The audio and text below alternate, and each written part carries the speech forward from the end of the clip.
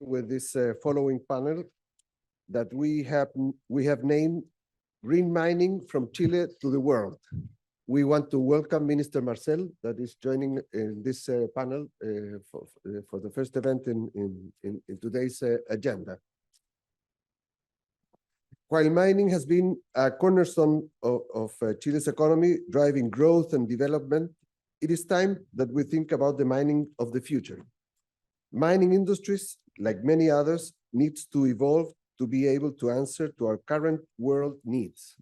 We will having a discussion about the future of mining in Chile with one uncertainty that has been left out of the discussion, which is the royalty that has been already approved. In the previous panel, we were discussing about future taxes, and at least for the mining industry, the issue is already decided. So that's something that we can clear from the table and have a certain tax scenario for the future.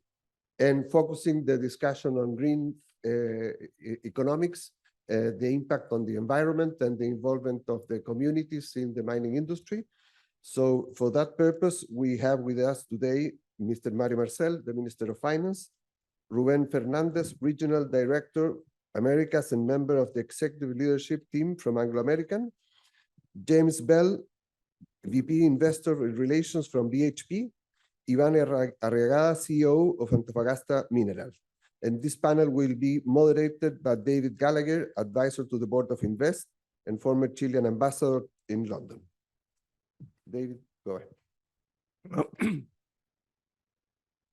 Thank you, Guille. Can you hear me? Is the microphone working? Yeah. Well, I would like to welcome this very distinguished panel.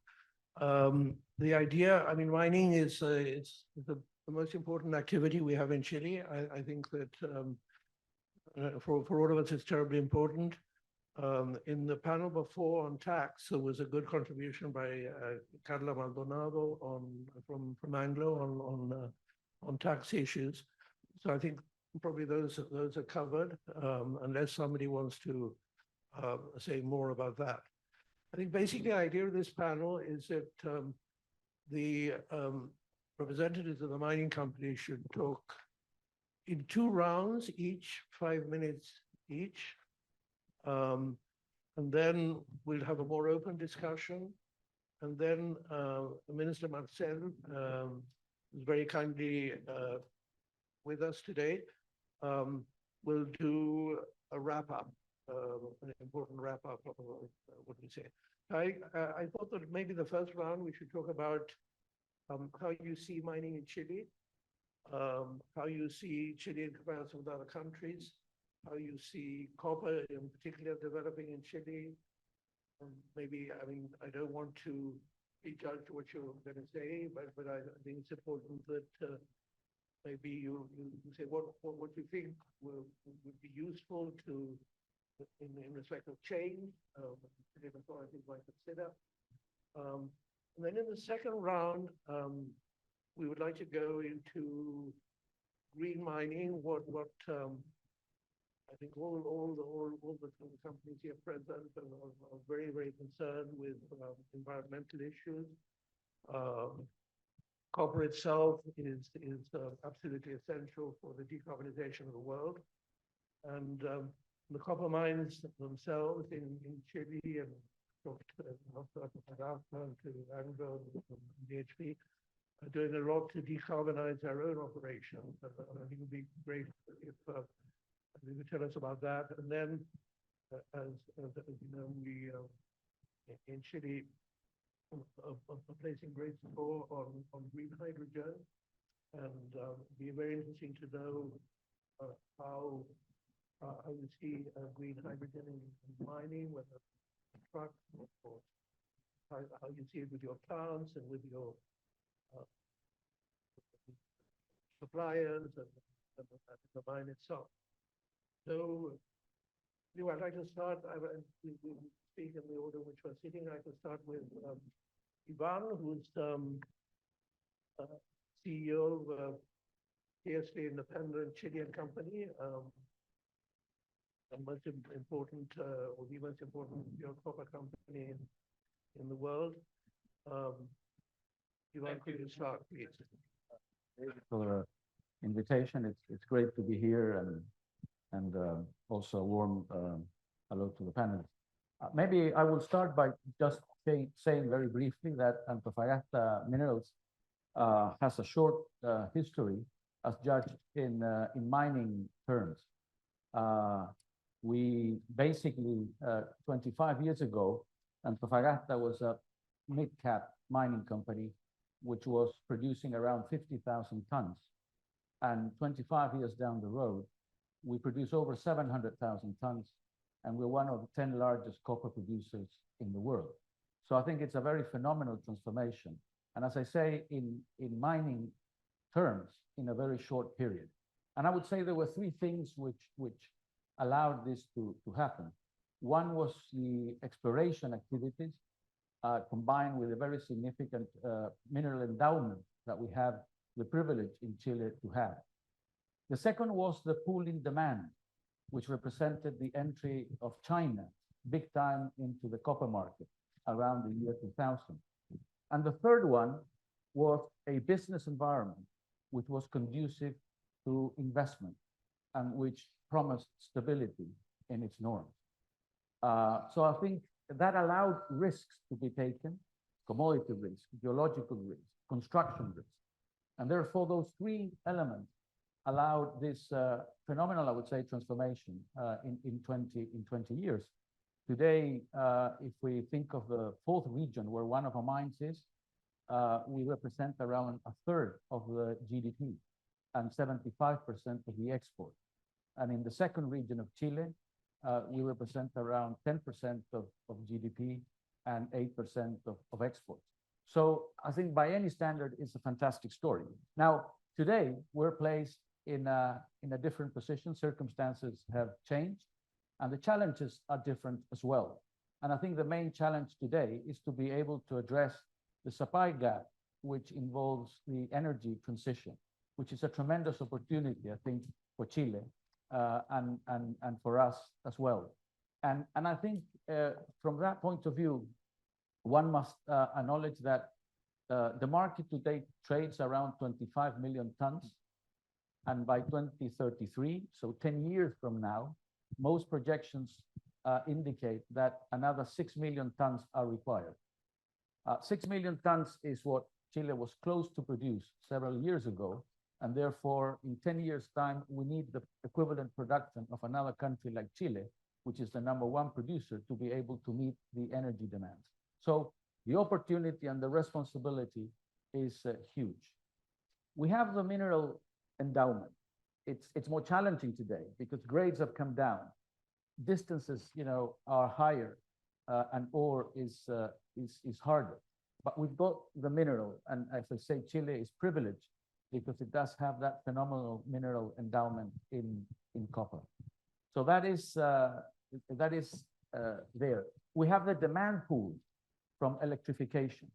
It is expected that in the next 10 years, growth in copper will, 2/3 of it will come from electrification requirements.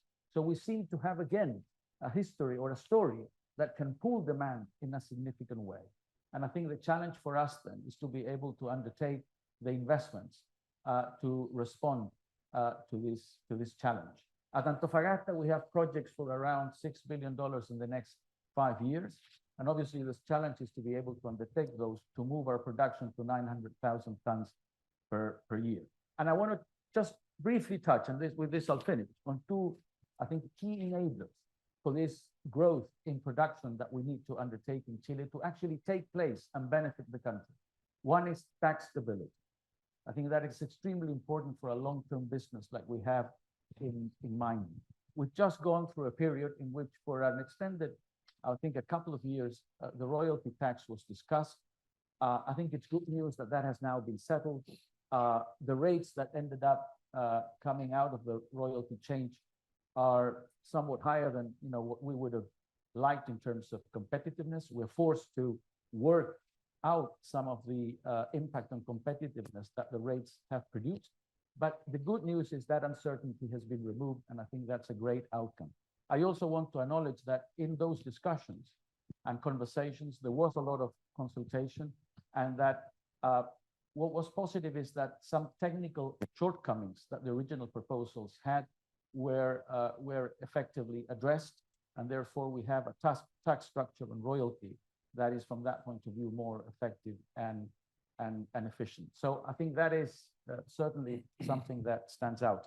I will also say that in the discussion of the royalty, the contribution of the mining sector became much more evident to the country on renewable energy, on seawater, and on what we do on several fronts. So I think that was positive. But tax stability is something that we need to be able to undertake the investments going forward.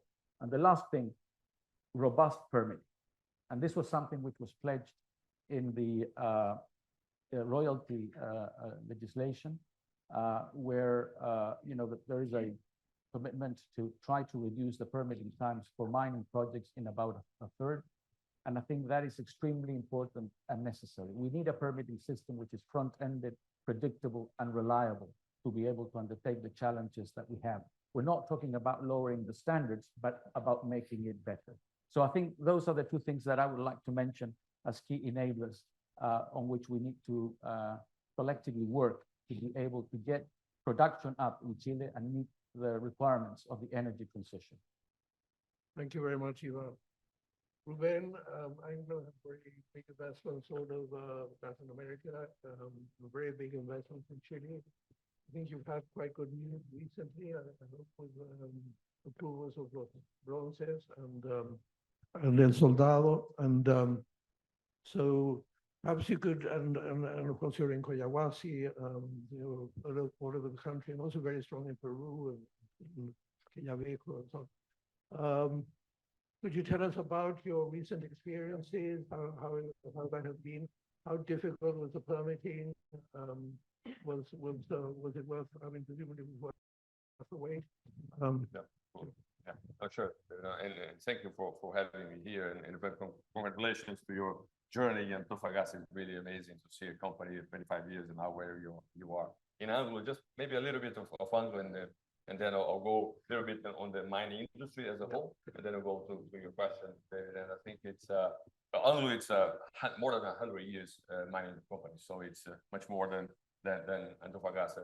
Not in Chile, of course. Chile, we are there for 40 years, 40, but in the world, more than 100 years. So it's really a very robust and global mining company. And Chile has been one of our really preferred countries to invest. We are now producing around 600,000 tons, considering our share in Collahuasi, which is a fantastic asset, and our operation in Los Bronces and El Soldado and Chagres, a smelter. So it's been a very, very intense journey in Chile. Of course, it's important. The country has a fantastic mineral resource, and it's important for the world.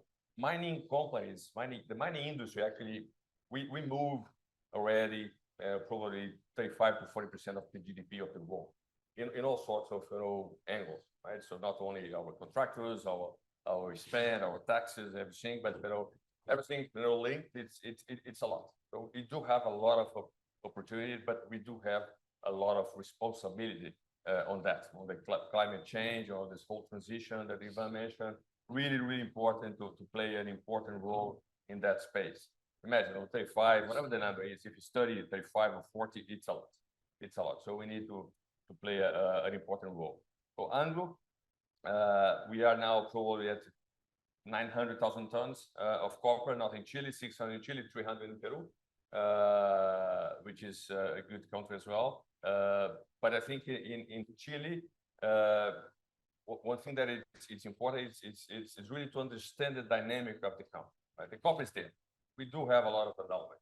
So it's really important. In Los Bronces, our mine, we have this project that we got finally the permit this year after a long process in interacting with the government and understanding the needs of the communities and society. We got the approval of a long process. Was probably 4 or 5 years in that process to get the approval. So what Ivan mentioned is really important to understand how this process can be streamlined without losing, the standard and the rigor on that, because society wants that, needs that. So that's very important. But on the other hand, we are a long-term business, right? So just to give you a data, to start a project from the scratch, from the discovery to first production, at least what, 15 years, 17 years, maybe more, depending on the context, the political context, depending on the economy of the world, depending on all sorts of things, feasibility studies, and trying to optimize our business and so. It's a lot, and it's in terms of capital, it's intensive, right? So we just got this approval. It's going to be a 3.5 billion investment at some point. In Peru, we invested 5.5 billion to put Quellaveco up to production. So it is tough. Other than that, we do have the tax. We do have social investments, which is very, very important for the community. So it's a business that is complex by nature, right? So what's really important, you don't mention that, it's stability. We need to understand how we can run a business in an effective way to all our stakeholders, not only shareholders, but stakeholders.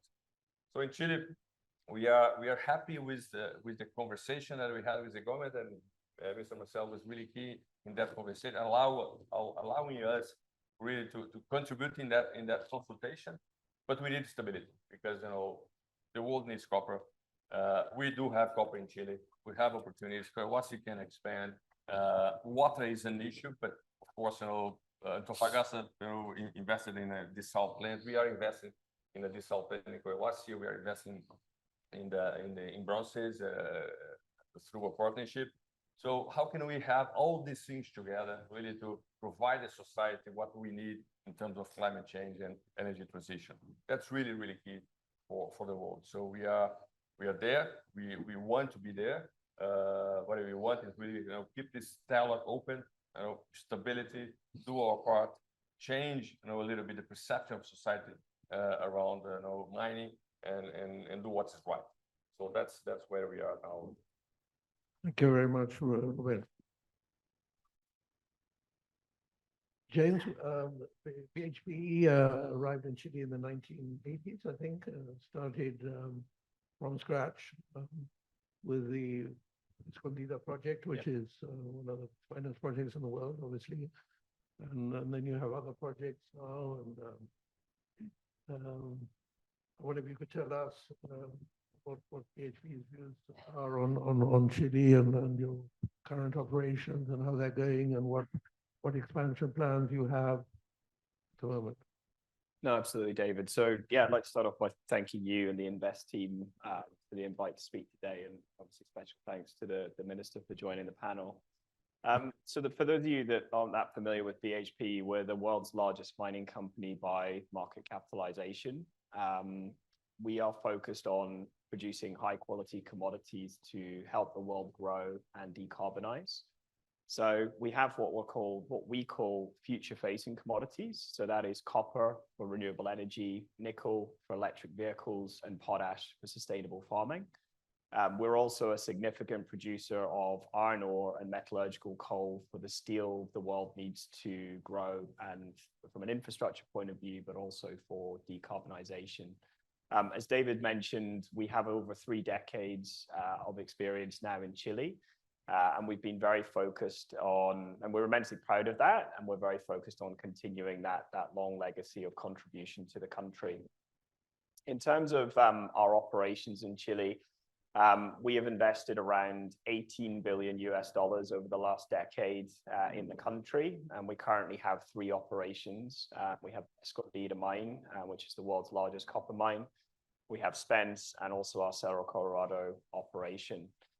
We employ around 24,000 people, both employees and contractors in Chile, around 35% of whom are female.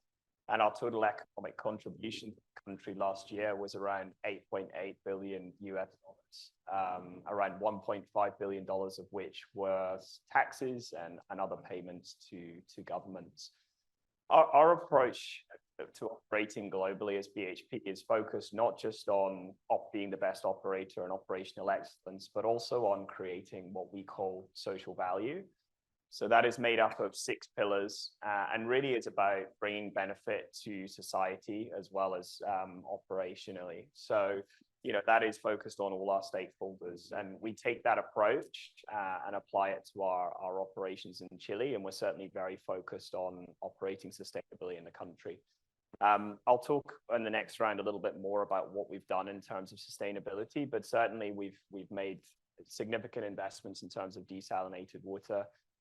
We've been moving towards renewable energy for our operations, and we're also actively working with OEMs to look at effectively removing diesel emissions from our sites. So that's something I'll come on to a bit later. In 2022, our CEO, Mike Henry, met with the president in Santiago and spoke to him about the significant opportunity there is in terms of investment needed for copper. At BHP, we've done some analysis where when we look at a climate scenario of 1.5 degrees, we estimate that the world needs twice as much copper in the next 30 years than was mined in the last 30 years. And really the question then is, where does it come from? How much does it cost? And when will it happen effectively? So, you know, to maybe put that in another way, and it's very similar to the messages that Ivan and Ruben have been delivering, you know, when we look at a plausible upside case on that scenario, we see the copper industry globally as having to invest around $250 billion, so that's $250 billion between now and the end of the decade. And if we look at committed projects from the industry, it's only running around $40 to $50 billion currently. So there is a significant gap in investment. And really that's where the opportunity lies for a country like Chile, you know, and it also is super important that Chile remains attractive for investment and competitive on the global stage from that perspective.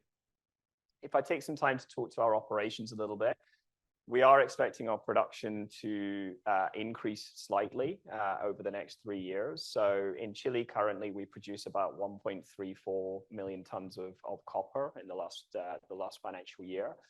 But after that point, we are going to see a decrease in production in line with lower grades across our operations.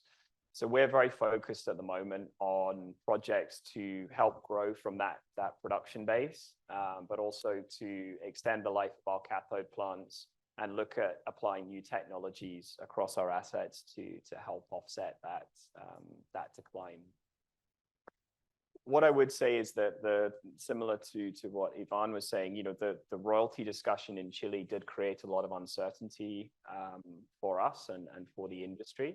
This is now solved, and I think we were pleased with the lessons we can take from that process. So I think the most important one for us at BHP was the transparent and engagement and dialogue we had with the government around the process.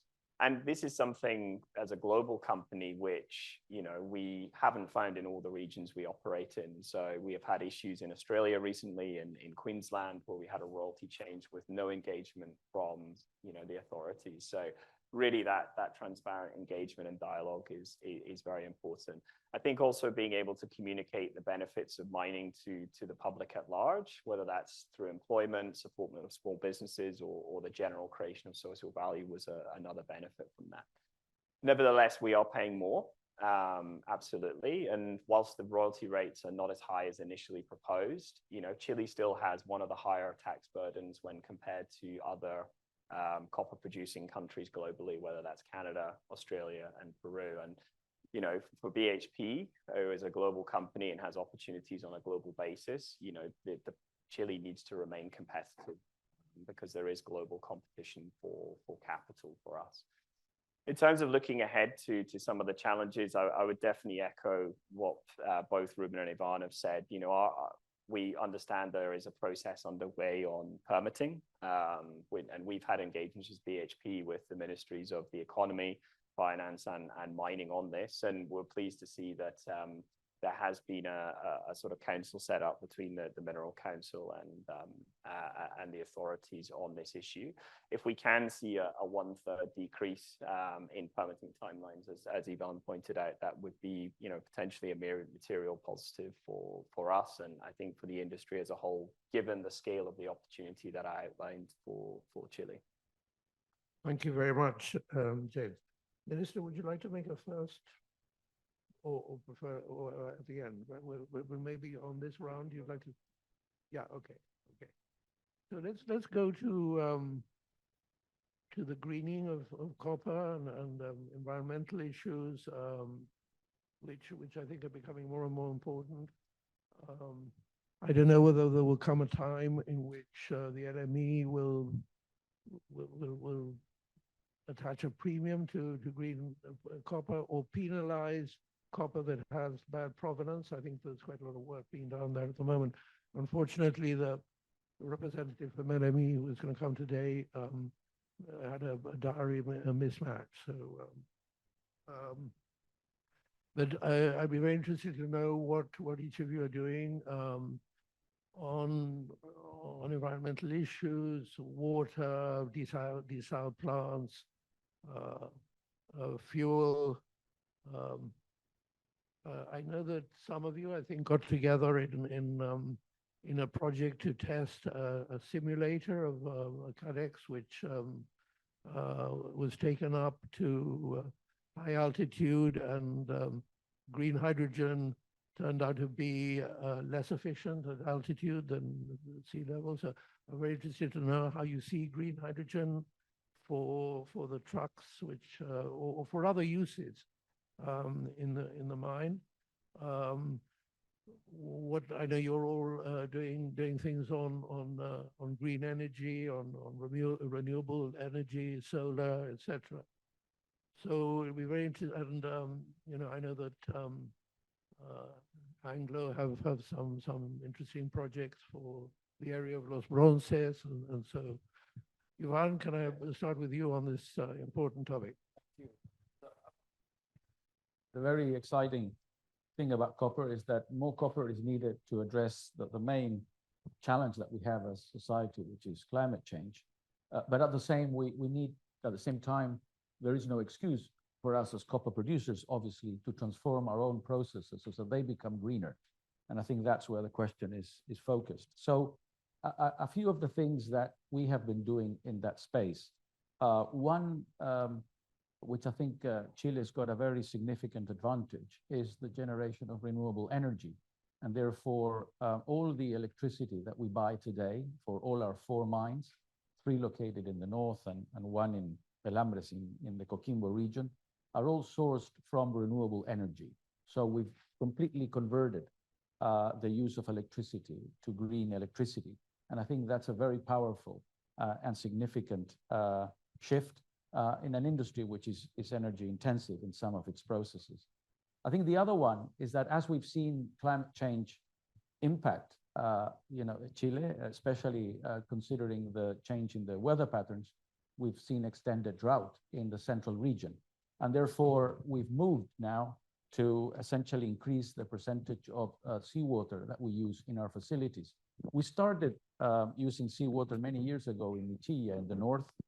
And our aim and our target is to get to 90% of seawater in all our facilities by 2025, either seawater or recycled water. So we've just finished the construction of a diesel plant at Pelambres, and that's a big step in that direction. We're actually in the commissioning phase of that facility now. So water, I think it's key, and we're releasing the water that we were otherwise using for alternative uses in agriculture and other industrial sectors. So I think that's another very significant shift.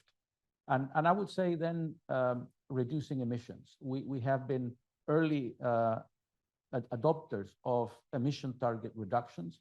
We've managed to reduce our emissions by around 40% since we started our baseline definition in 2018. A lot has been through the change in the renewable energy supply, and therefore we've reduced over 1 million tons of CO2 emissions. I think one of the challenges on this space that we still have is the diesel, which is used in our trucks. And the reason being is that the technology is not yet available, but we're actually piloting both hydrogen solutions and also trolley, which is electrically assisted trucks with batteries.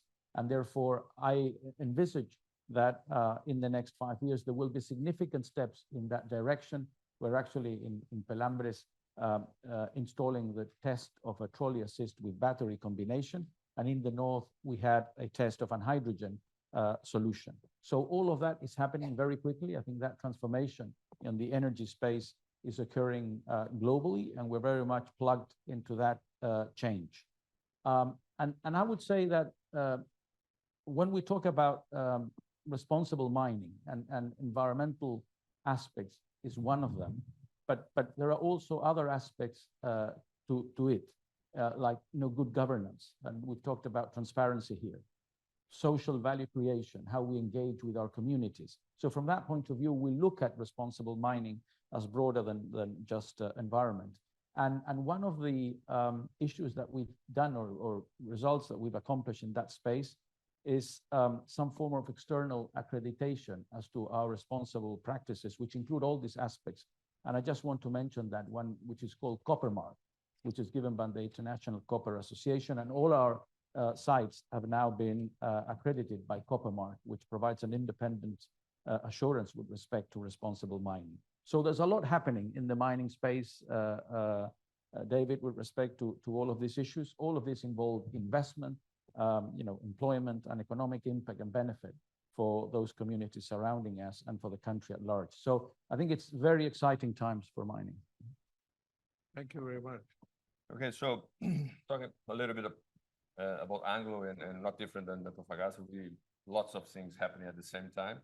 Can you hear me well? Yeah, it's okay. So of course, climate change is really there. It's important, whether it's 1.5, 2 degrees, it's there. We're seeing that. Last year in London, we had 41 degrees here in one day. This year, I haven't seen that temperature yet. Hopefully, now summer is gone. Some hot days, but it is what it is. In Canada, fires, and in Libya, floods, and in Santiago, the other day, the river was completely full. I never saw that, in my time in Anglo and my visits to Chile. So really, it's a reality. So we need to play our role as I mentioned before. So by 2040, Anglo, our target is really to be carbon neutral in all our operations. It's a challenge. It's not easy, because we're talking about scope 1, 2, 3. How can you really do that in an efficient way? In Chile, freshwater abstraction, they're going to reduce by 50% by 2030. And so lots of investment on that, as I mentioned. So Collahuasi, our JV with our partners, we have already started construction of a 2.5 billion project at the coast. For bronzes, we have a long-term agreement with one partner there. We are going to build this salt plant as well, and then we're going to swap that water when we have availability with gray or recycled water. So we're going to release that water to the community. So that's really important, because the community will receive potable water from that transaction. So that's really innovative solution. So that's important. Future smart mining, it's one initiative that we have that is really, it's not only about mining more copper or investing in new resources, etc., but it's really how we mine. We need to mine in a different way. So future smart mining, it's one technology that we have to use less water, to produce less waste, to use less energy.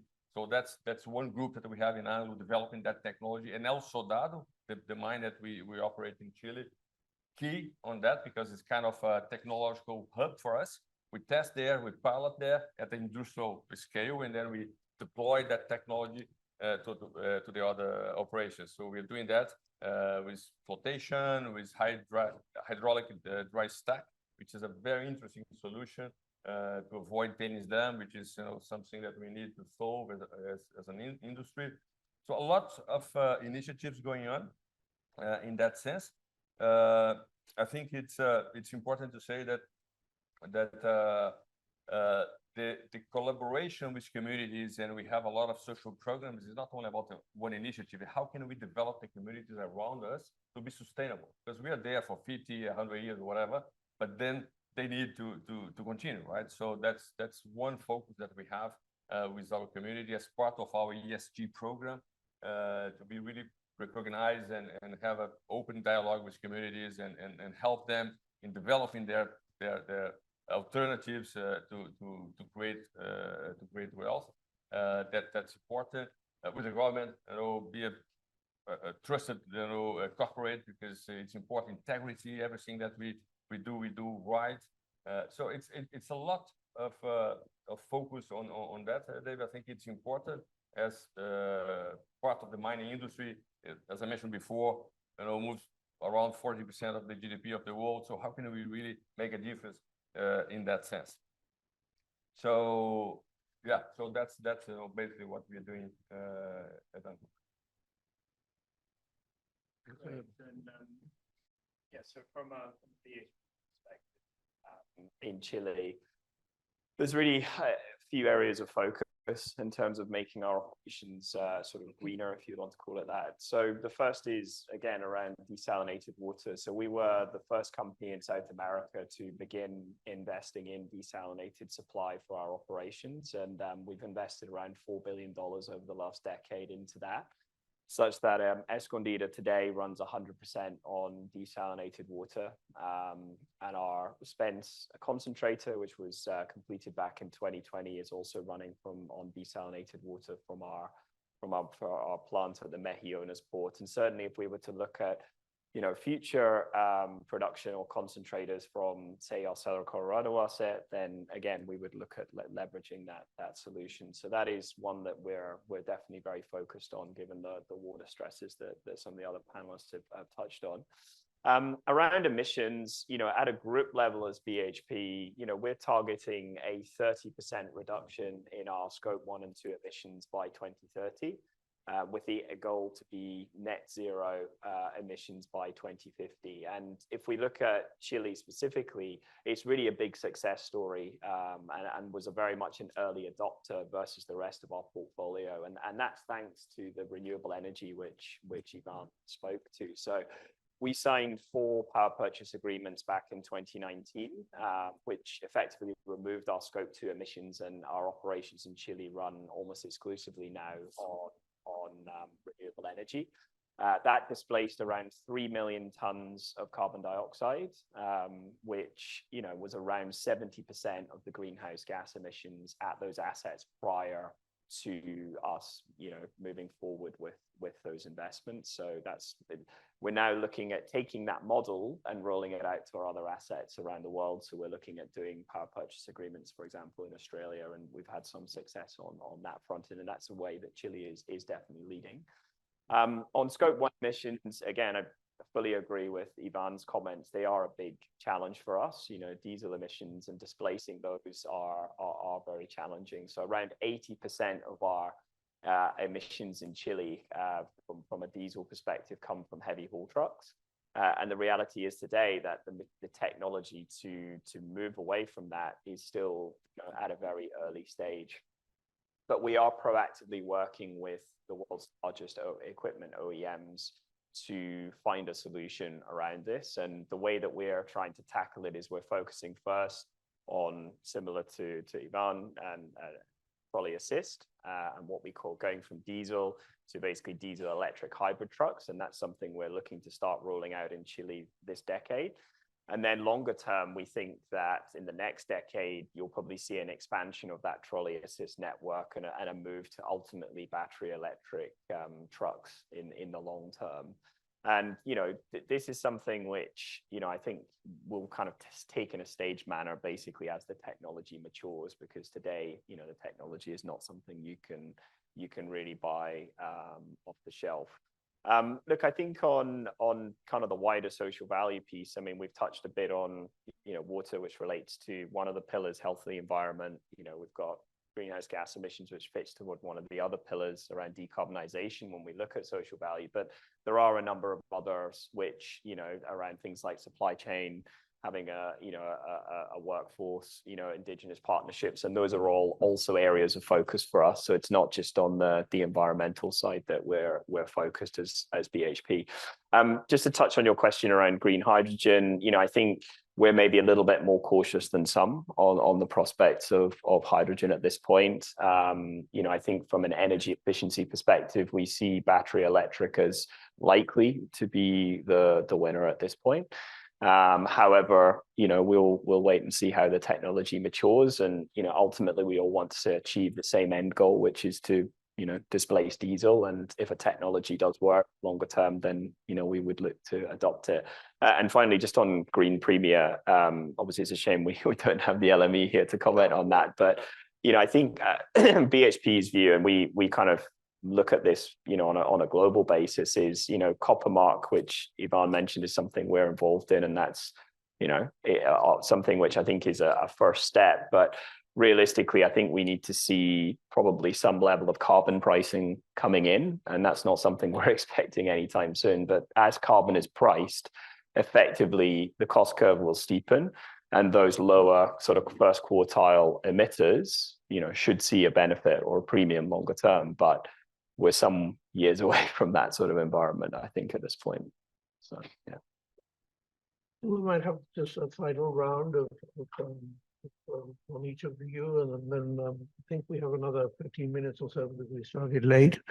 So, and then we hand over to the minister. So I'm going to throw out a hodgepodge of 3 or 4 questions. Nobody has to answer all of them. It's just for a final round. I mean, one is there's more and more corporate responsibility, and I think companies feel that they have a moral obligation to decarbonize, and so. What are the main drivers for that? Because one would hope there would be a cathode price driver. I think there's a lot of investor shareholder driver to that. I mean, I saw that I think last week. Glencore we had its environmental plan rejected by BlackRock. So obviously there's quite a lot of investor pressure for this kind of thing. How much pressure is coming from governments, and I'm not thinking only of Chile, but around the world.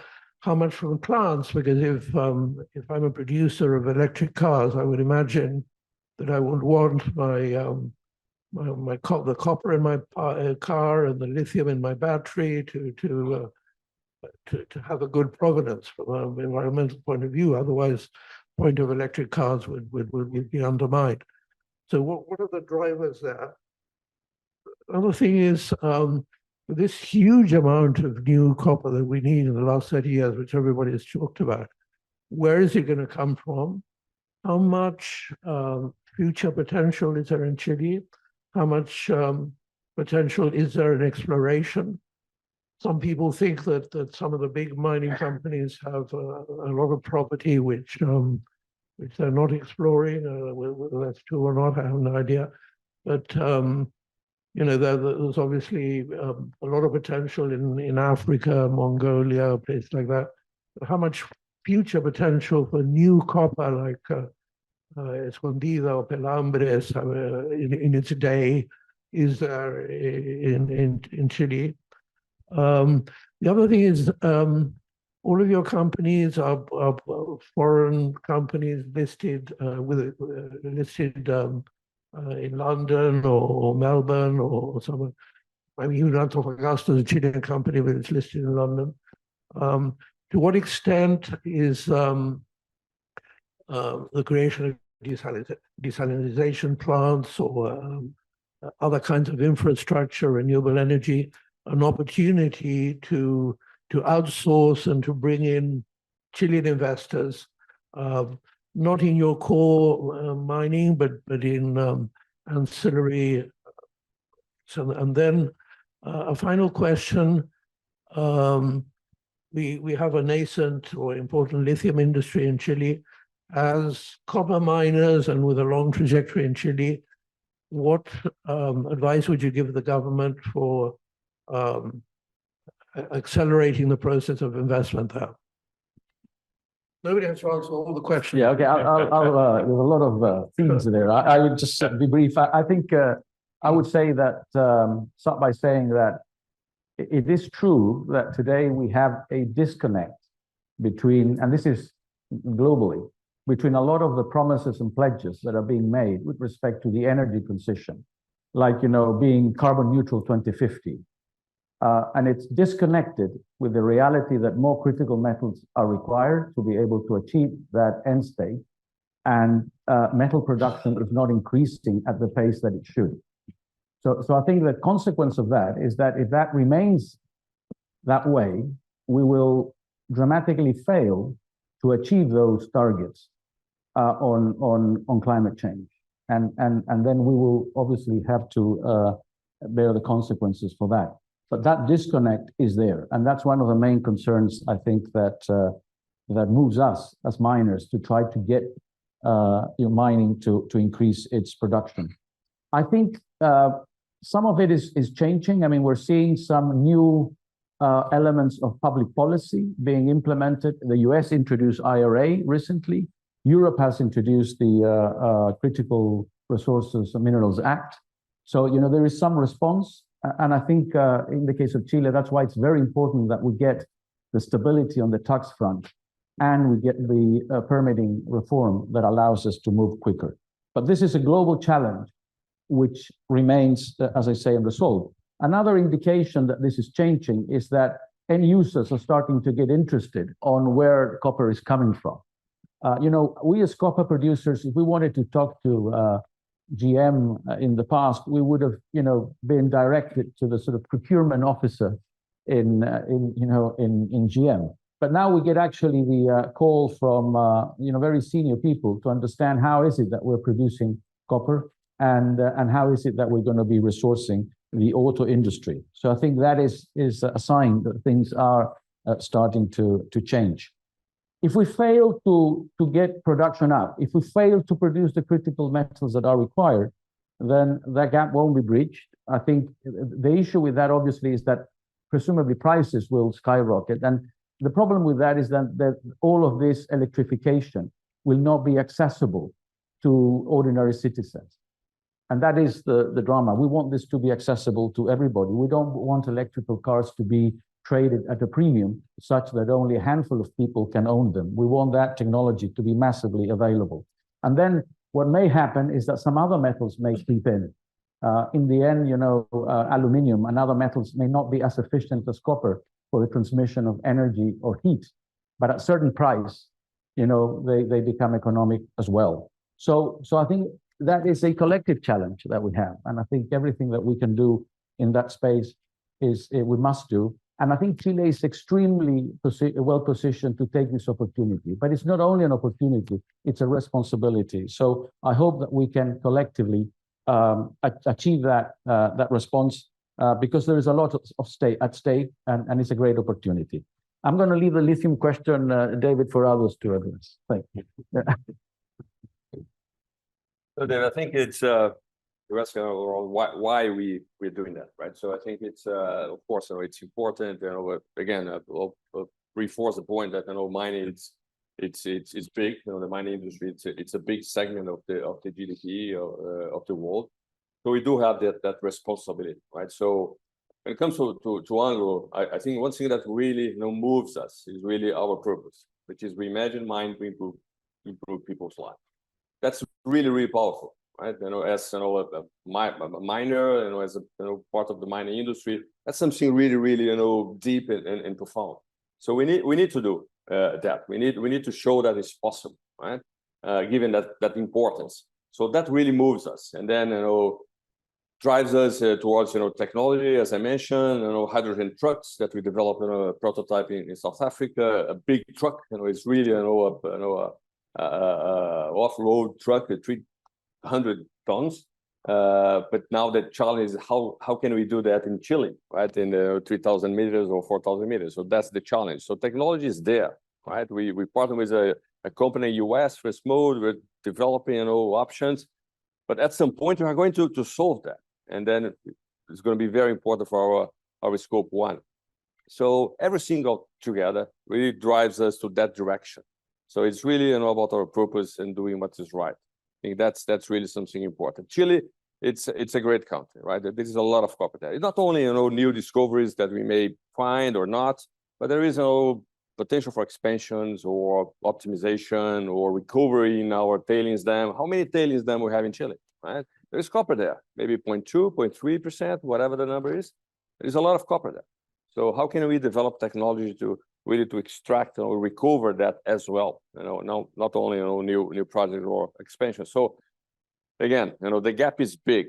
If you consider 2040, it's bigger than what Ivan said. Maybe another 60, 50, mines of size of Los Bronces or Pelambres or whatever the number is. It's a big gap. It's BHP.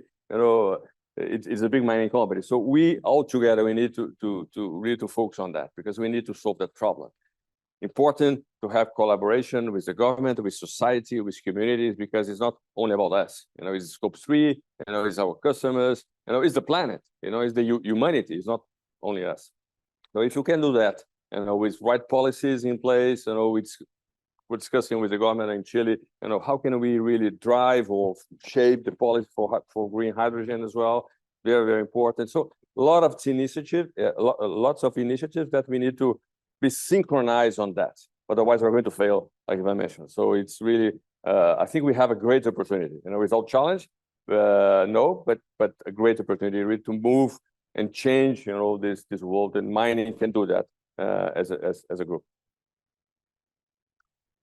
Yeah, I mean, maybe I'll focus just on a couple of it because I think some of the high level comments have definitely been aligned with what we would be saying. I mean, I think on your question around exploration and the sort of potential in Chile, I mean, the resource endowment in Chile is absolutely one of the country's competitive advantages. And, if we look at Escondida, it's been running for 30 years and we still have, 26 billion tons of ore at 0.52% copper sitting within that ore body, which is very significant when you compare it to projects globally. So there is still huge latent potential there. And on exploration specifically, I'm sure the other guys have similar, but we've materially increased our exploration spend in the recent years. So I think we're spending around $400 million this year globally on exploration, and part of that budget will be going into Chile as well. So it's not like the big companies don't do exploration. I would actually say we're refocusing on that. I think on the sort of expansion and where is copper going to come from, our view is that it's going to come from either lower grade, sort of higher cost expansions, or it's going to come from higher grade, higher risk projects in new jurisdictions. And I think that there are pluses and minuses to both, opportunities and risks to both. But certainly from a BHP perspective, we're very focused on growing production from our current projections in future. So we're looking at potential new concentrator at Escondida. We're spending a lot of time on sort of novel leaching methodologies around copper sulfide leaching. We're looking to extend the life of our cathode plants, and we're really focused on that as growing from a BHP perspective, as also as around the rest of the world. No one's answered your lithium question yet, so I guess I probably have to have a go at that. BHP is obviously not involved in lithium and has no plans to be, but I think a lot of the themes would be similar to other commodities. So having transparency, stability on policy, having those good negotiations, and making sure there's a realization that, like copper, lithium is a global resource, and, there will be competition for investment on a global basis. So, there needs to be a competitive landscape in Chile, I'm sure, for that industry to flourish. Thank you. Well, thank you, Minister. We've had a lot of comments from everybody. We really look forward to your point of view and your summary of this discussion. I think it's you're the most important person on the panel, so Please tell us what you think of everything you said and how you see mining in the next few years in Chile, and what would you like to see mining companies do more, and so on. Well, I leave the floor to you. Sure. Well, thank you very much, David, and thank you to all the participants in this panel. And one reason why I choose to speak at the end is because I learned a lot from these discussions, as well as with many of the meetings that we have in Santiago. I believe that I probably have at least one meeting with a mining company a week. So that makes more than 50 meetings in this a year and a half. I think that perhaps one way to start is by reminding us how we used to think about copper mining a number of years ago, because we tended to think of copper mining as a mix of a blessing and a curse. Because, of course, mining was, I mean, Chile had major reserves in copper, a growing mining industry that had been there for a number of decades. And at the same time, a curse because it was seen as an extractive industry that was tended to be seen as a dirty industry, as an enclave, and also operating in a market that was very volatile, and that transmitted volatility into the Chilean economy through the balance of payments and public finances. Of course, many things have changed since then, and it's very important to acknowledge that this is an industry that is undergoing a major transformation. That transformation, at least in Chile, has been led by foreign investors and private companies. Codelco is following with a lag. We have Josefina Montenegro here from the board of Codelco that has recently approved a number of projects to catch up with the desalination and a number of other processes. But I think that acknowledging this change is essential to increase the appreciation of the copper industry in Chile, and also to identify what are the ways in which public policy can support this transformation. Chile, of course, will remain a mining country for the foreseeable future. There's no question about that. And in the presentation that I will make a little later here at the Chile Day, when I will present a chart on a potential for productive diversification, and copper mining is the first point there. And when may wonder why you put copper mining as part of diversification, and I think that this discussion is a good illustration of that, because a cleaner and a greener copper industry is very different from what it used to be in the past, and therefore it offers a number of new opportunities, not only for the development of the industry as such, but also for the communities around them and for all the value chains built around the copper mining. So I think that we have to think about this not only as depending on the willingness of mining companies, but also having the appropriate policies to foster that. And on the policy side, I would like to touch upon the royalty on mining, because I think it was a very good example of dialogue in order to generate a reform that was, of course, challenging for the industry, that was seen as necessary for public finance, but where the balance between keeping mining as copper mining as a dynamic industry, and also increasing the share of the country in the revenue from copper was a balance that was not easy to achieve.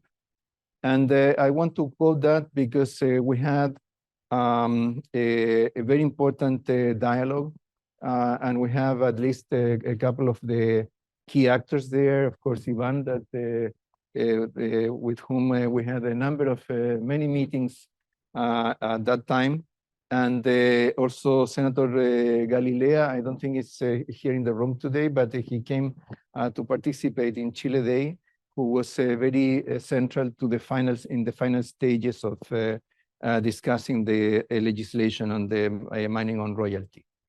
And I think that I think this was important, not just in terms of reaching an agreement, but also being innovative in building those agreements. This overall cap on the tax burden on mining was very innovative for Chilean tax policy, and probably for a number of other countries as well. And at the same time, this also builds into this notion of stability over time, because as long as we keep that cap, that will preserve the tax burden on mining from other changes that we may have in tax policy or in corporate taxation in Chile. The other important aspect of the royalty in mining is, its contribution to reduce uncertainty in this industry. It was not 2 years; it was actually 5 years since the discussion on a new royalty started, and putting an end to that and creating a clear definition on what the tax regime on mining will involve. I think it is key in order to make the change that the CEO of BHP mentioned a couple of months ago, of putting the discussion on the royalty behind us and focusing on investments. And it's very telling that in the latest report from the Capital Goods Commission, I don't remember the exact translation of that, but on the pipeline of major investment projects for Chile for the next 5 years, we had an increase of 35% from the March to the June report, $9.5 billion in investments for the next 5 years. And from there, 3/4 were on mining investments. That is a little more than 7 billion. And that is not still including a number of major projects. So my expectation is that from here until the beginning of 2024, we will have another 7 billion in investment projects in mining added to that pipeline. So that is how investment is looking like. And of course, that is key to achieve some of the projections in copper production in Chile. In the shorter run, from here until 2026, Chile is expected to increase copper production by nearly 1 million tons, after declining by 350,000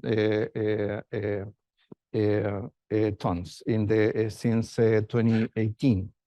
So that is a very important turnaround that will continue as long as we have new investment projects underway. Now, in order to do that, of course, the commitment to shorten approvals by a third will be very important.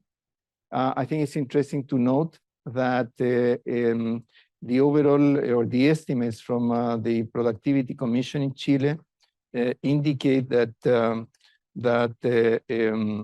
new mining exploration projects would take 107 months to process.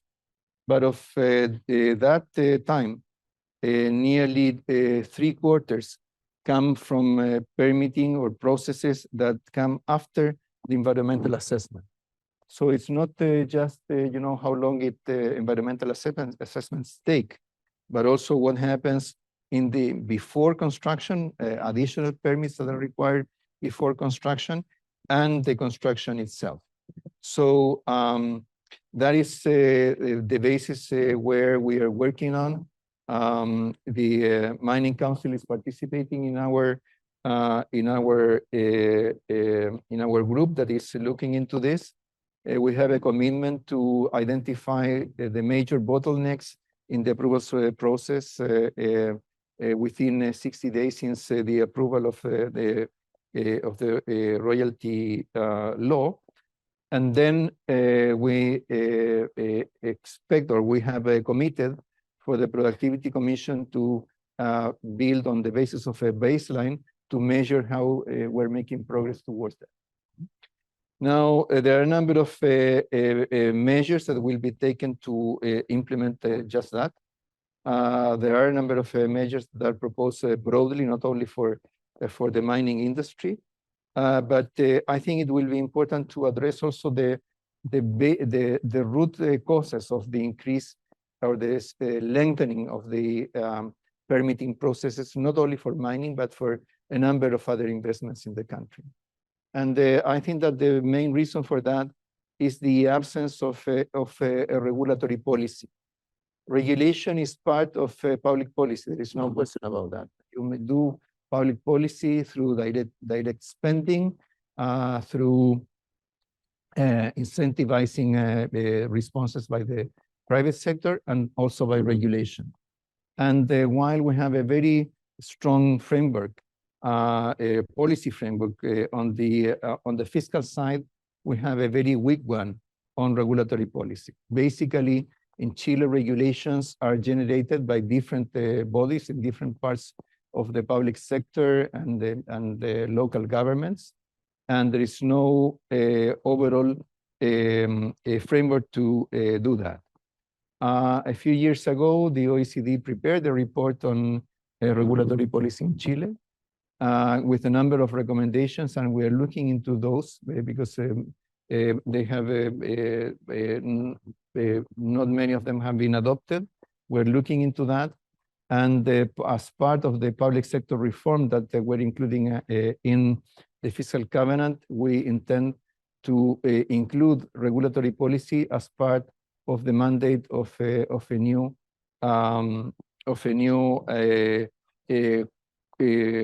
policy quality framework.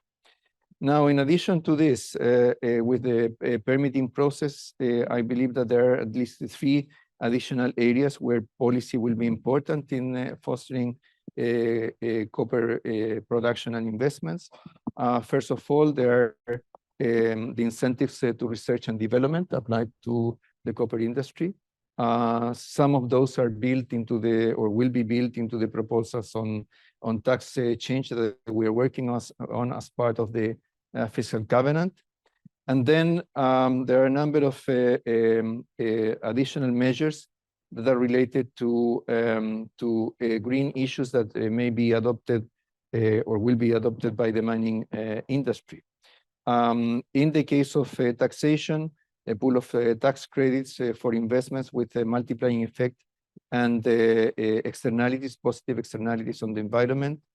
The development of the green taxonomy that we are working on at the Ministry of Finance to allow Chilean companies to issue green bonds, developing the market for carbon bonds. And then in addition to this, we have a third area of work that has to do with the development of Codelco as a major copper company that they can regain leadership in this industry.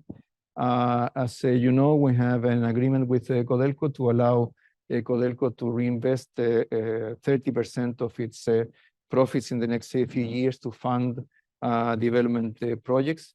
That is a big contrast with what happened between 2010 and 2014 when the price of copper was skyrocketing and Codelco was required to issue debt to fund their investments. So I think that combining this certainty on the tax front, the reduction in or the streamlining of the permitting process, incentives to investment in environmental friendly projects.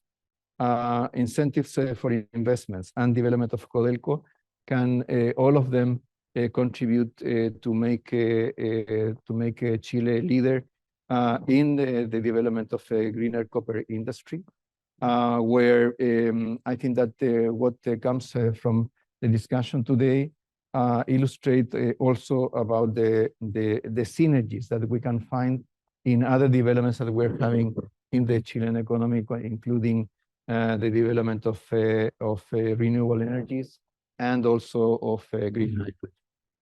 So I believe that we have a very bright future ahead of us, but of course we have to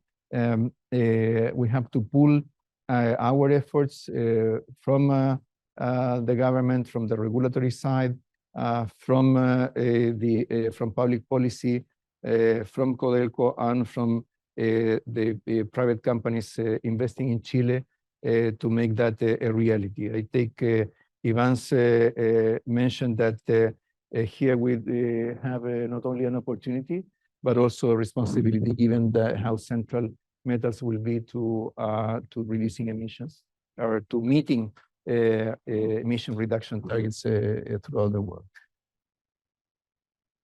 Thank you very much, Minister, for very encouraging statements. And thanks very much to Ruben, James, and Ivan. I feel very optimistic after this panel. So thank you very much to everybody. Thank you.